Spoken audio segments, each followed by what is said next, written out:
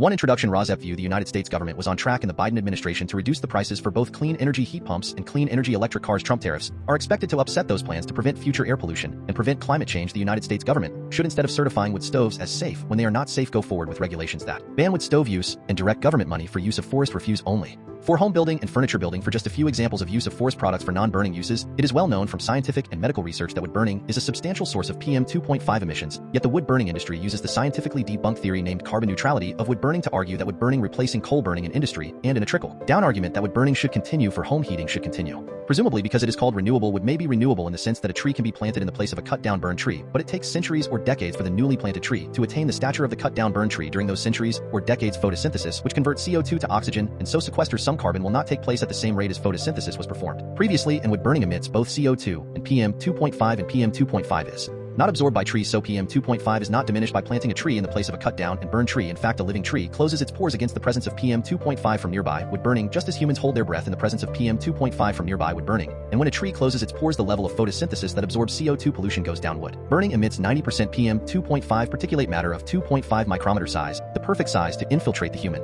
lungs, setting off a cascade of human health problems and early deaths. Contrary to many beliefs, wood burning emits 2.8 times the PM 2.5 as the fossil fuel coal burning, and wood burning emits 450 times the PM 2.5 as the fossil fuel natural gas burning. Replacing coal burning with wood burning creates more air pollution in the form of CO2 and PM 2.5 than coal burning. This emission data comes from testing the cleanest burning wood stove in the United Kingdom, the Eco-Design Wood Stove, and International Convention does not count the emissions from wood burning. The emissions from wood burning are erased from all countries around the world when calculating if each country has met its climate goals. This non-counting or erasure of wood burning emissions data from climate goals does not mean wood burning emissions do not exist. Rosep view purple air PM 2.5 monitors hanging from the eaves of the house of a near neighbor should be used to measure the level of PM 2.5 in the air hyperlocally in the yards of near neighbors of indoor residential wood burners. If PM 2.5 levels exceed World Health Organization standards of 5 micrograms per cubic meter annually, then that evidence of air pollution from wood burning should lead to the shutdown of that indoor residential wood burning appliance, one appliance at a time if necessary.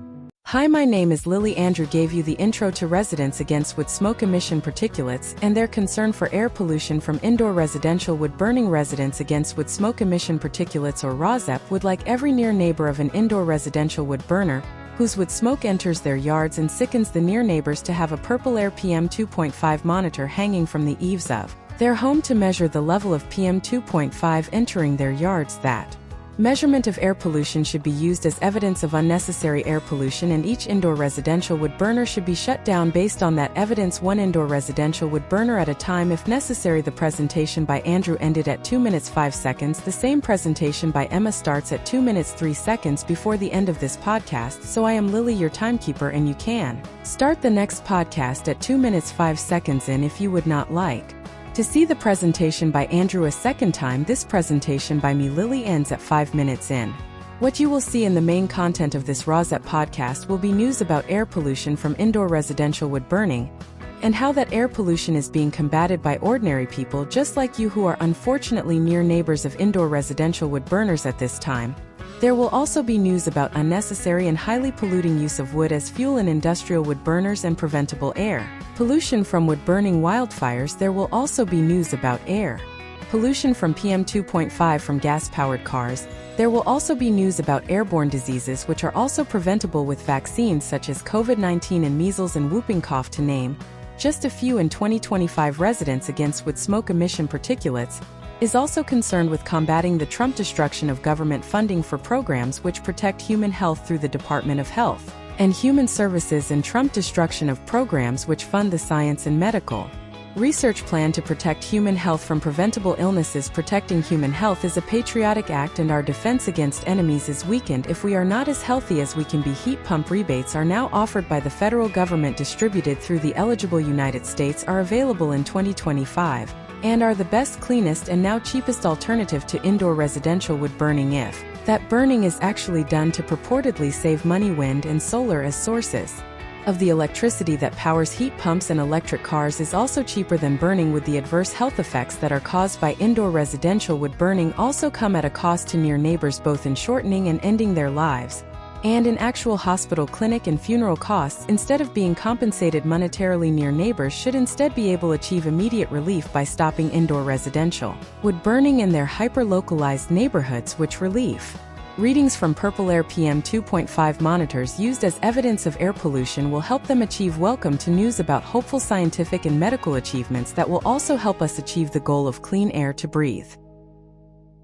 Webisode 57 DHXR, July 31st, 2025. Could Kamala Harris run again for the White House? She wrote a book. In Webisode 57 DHXR 1, Another CDC purge underway. 2, The extraordinary windfall for oil and gas industries. 3 and 4 headlines. Main content. 1, Another CDC purge underway. Rosep view. Susan Menarez is not a medical doctor. Menarez completed her PhD at the University of Wisconsin-Madison in 2003, where her research focused on developing technologies to prevent, diagnose, and treat infectious diseases, particularly those affecting low and middle-income countries. Her dissertation explored how Trypanosome GP-SVSG regulates macrophages during Trypanosoma brucei rhodesians infection. Menarez was a postdoctoral researcher at Stanford University School of Medicine, continuing her work in the field of infectious disease research. From the article headline Breaking Another CDC Purge Underway, multiple members of the Director Advisory Committee terminated without explanation. Excerpts edited for brevity and clarity in relationship to residents against wood smoke emission particulates of 501c3 nonprofit organization. Inside Medicine newsletter, July 31st, 2025, by Jeremy Faust, MD. At least 3 members of the CDC Advisory Committee to the Director have been fired. Epidemiologist Dr. Jennifer Nuzzo, Director of the Pandemic Center at the Brown University School of Public Health, announced her termination on LinkedIn, but I have also confirmed that there are at least 2 other members of the committee who have been removed, all without justification. One of the other terminated members, Dr. Natasha Bagdasarian, also posted the news on LinkedIn. Dr. Bagdasarian is an infectious diseases and public health expert and is listed as a chief medical executive for the state of Michigan. A third new member confirmed their termination status to me as well, but asked not to be named. Whether all members of the committee were terminated is not yet known. So far, the 3 members who have been terminated were newly appointed with terms that were supposed to start on July 1st, 2025. This decision was made before the newly appointed CDC Director Susan Menarez was able to take the helm. Will raise questions about the CDC independence. It is the latest purge of external experts who guide CDC policy. In June, HHS Secretary Kennedy fired all 17 members of the CDC Advisory Committee on Immunization Practices, ACIP, replacing the August body with a smaller panel of less qualified allies. The CDC Advisory Committee to the Director, ADC, serves as a transparent mechanism for the government receipt of outside expertise on a variety of public health priorities. The idea is that external experts should advise the CDC Director on various matters of national importance. The committee is able to provide its input in a public manner. In short, we want external experts to have the ear of the CDC Director, but we also want to know who those people are and what they're saying. That is why the committee meetings are public by default. According to the committee charter, members serve 4-year terms. The charter also requires at least 12 members shall be knowledgeable in areas pertinent to the CDC mission, such as public health, global health and disparities, biomedical research, and public health preparedness. 3 members of the public shall also be appointed by the Secretary and include leaders in fields of innovation, public policy, public relations, law, economics, or management. All non-federal members shall be deemed special government employees. That means that Secretary Kennedy would indeed need to appoint members at some point, but it does not mean he needed to fire anyone. Dr. Nuzzo was basically ghosted. 2, The extraordinary windfall for oil and gas industries. Excerpts edited for brevity and clarity in relationship to residents against wood smoke emission particulates of 501c3 nonprofit organization. The New York Times Climate Forward newsletter, July 31st, 2025. In 2024, when Donald Trump was running for president, he made a bold pitch to oil executives and lobbyists: donate $1 billion to his campaign, and they would save more than that in taxes and legal expenses if he took the White House. Fossil fuel interests ponied up less than half that much in donations, lobbying, and advertising during the election. Yet Trump has already more than delivered for the oil and gas industry. For the fossil fuel donors who bought into the Trump promise, the first 6 months of his second term have delivered a return on investment. Here are some of the numbers: new and expanded tax breaks, $18 billion, all told. Provisions in the Trump domestic policy bill passed this month will save the oil and gas industry roughly $18 billion in new and expanded tax benefits, according to the Joint Committee on Taxation, which analyzes tax policies for Congress. One surprising measure offered tax breaks worth an estimated $1.48 billion for metallurgical coal, a type of coal used to make steel that is typically exported. Fossil fuel interests are expected to save another $1.5 billion because the bill delayed penalties for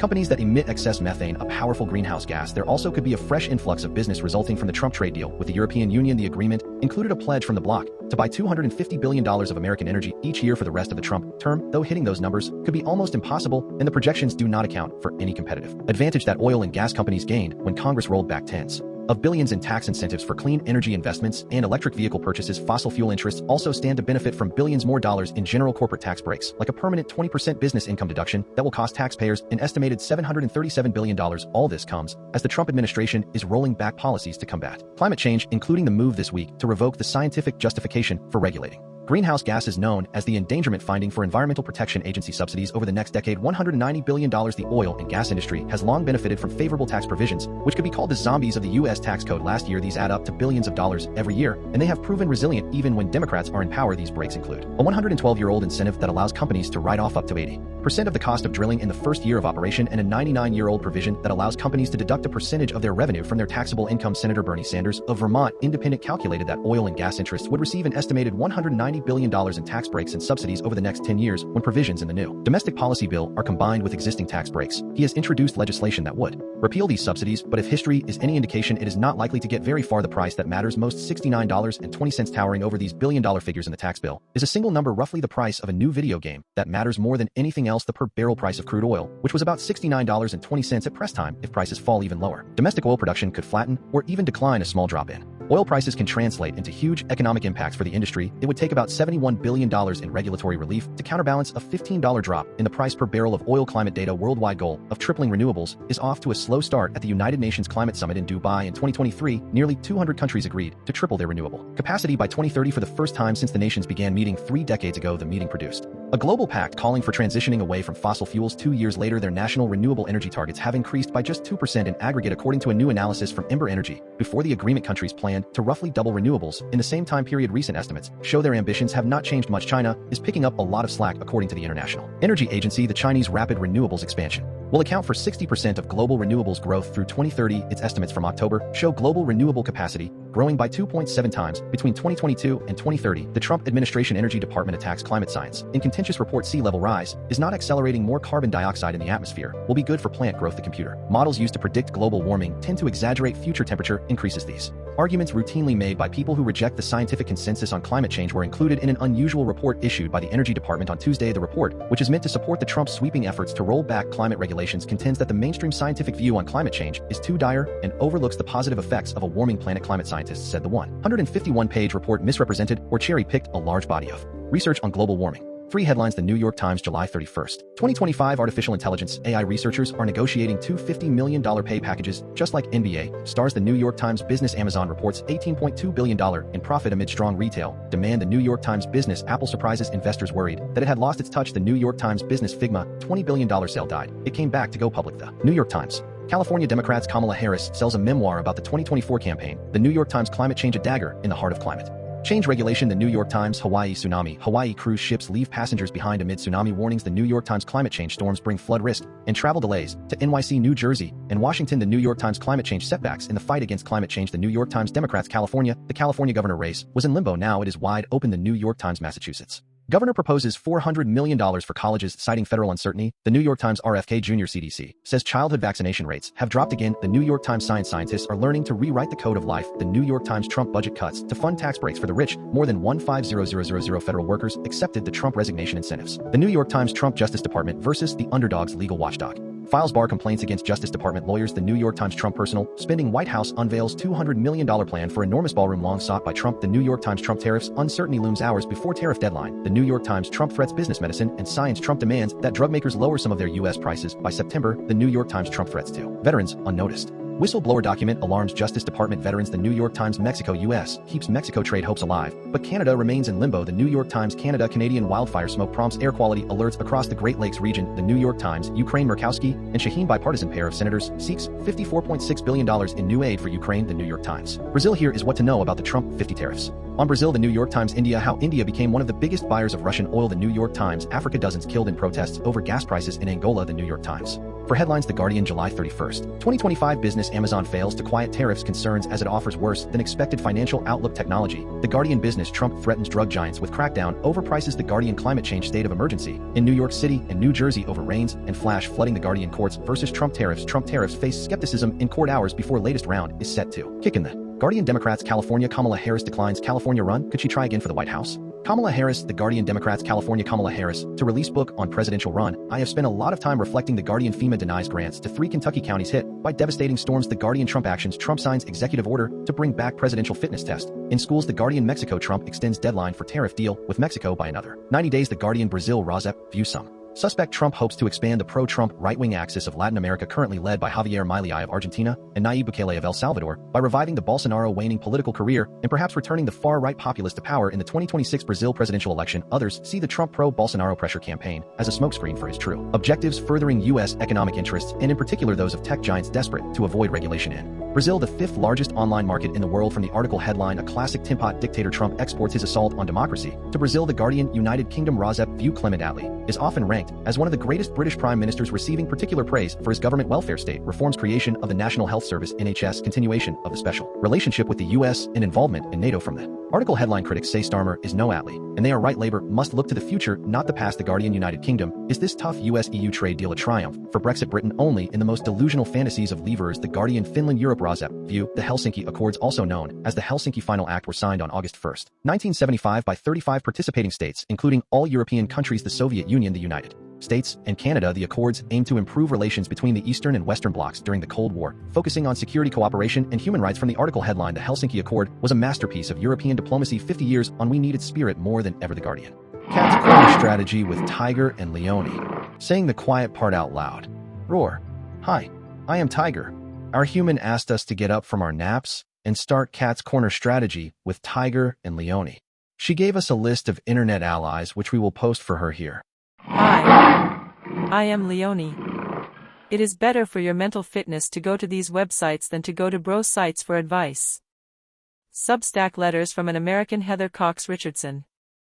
Substack your local epidemiologist. The Midas Touch. The Guardian. The New York Times. One introduction. Rosep View. The United States government was on track in the Biden administration to reduce the prices for both clean energy heat pumps and clean energy electric cars. Trump tariffs are expected to upset those plans to prevent future air pollution and prevent climate change. The United States government should, instead of certifying wood stoves as safe when they are not safe, go forward with regulations that ban wood stove use and direct government money for use of forest refuse only for home building and furniture building. For just a few examples of use of forest products for non-burning uses, it is well known from scientific and medical research that wood burning is a substantial source of PM 2.5 emissions, yet the wood burning industry uses the scientifically debunked theory named carbon neutrality of wood burning to argue that wood burning replacing coal burning in industry, and in a trickle-down argument that wood burning should continue for home heating should continue. Presumably because it is called renewable, wood may be renewable in the sense that a tree can be planted in the place of a cut-down burned tree. But it takes centuries or decades for the newly planted tree to attain the stature of the cut-down burned tree. During those centuries or decades, photosynthesis, which converts CO2 to oxygen, and so sequesters some carbon, will not take place at the same rate as photosynthesis was performed previously, and wood burning emits both CO2 and PM 2.5, and PM 2.5 is not absorbed by trees, so PM 2.5 is not diminished by planting a tree in the place of a cut-down and burned tree. In fact, a living tree closes its pores against the presence of PM 2.5 from nearby wood burning, just as humans hold their breath in the presence of PM 2.5 from nearby wood burning.